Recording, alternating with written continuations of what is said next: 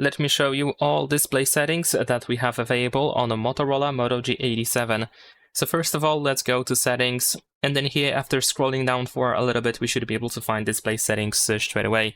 Now over here we have a brightness section where we can easily adjust the brightness of the screen, and also you can enable or disable adaptive brightness, which is the automatic screen brightness.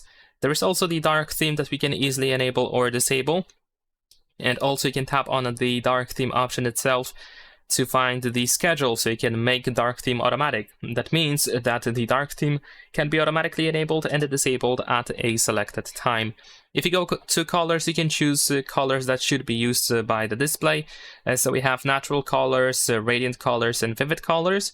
There is also this color temperature adjustment section where we can choose the color that should be used. You can also choose cool or warm preset, or you can just set it to default to put it in the middle to have white colors. If you go to display size and text, you should be able to adjust the size of the text, so you can make the text bigger or smaller on your screen. And you can do the same thing with the display size, which makes everything bigger or smaller, as it is stated over here. Besides that, we can find the bold text option and the outline text. Over here, we also have the display refresh rate, so we should be able to choose if we want to have up to 60 Hz only or up to 120 by using Smart and Balanced or Hyper Smooth option. The difference between these two is that Smart and Balanced can use up to 120 Hz, but if the power consumption is higher than usually, then the phone can limit refresh rate to 60 Hz temporarily to solve the issue with the power consumption, and then it brings back the 120 Hz refresh rate. Besides that, if we go to the full screen, then over here we should be able to choose which apps should be used in the full screen all the time.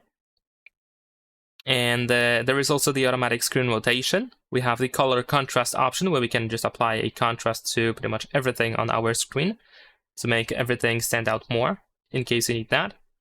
We have eye protection section where we can enable the night light or the blue light filter, which turns our screen yellow or orange. You can also create a schedule for that feature, and you can adjust the intensity of that filter when it's enabled.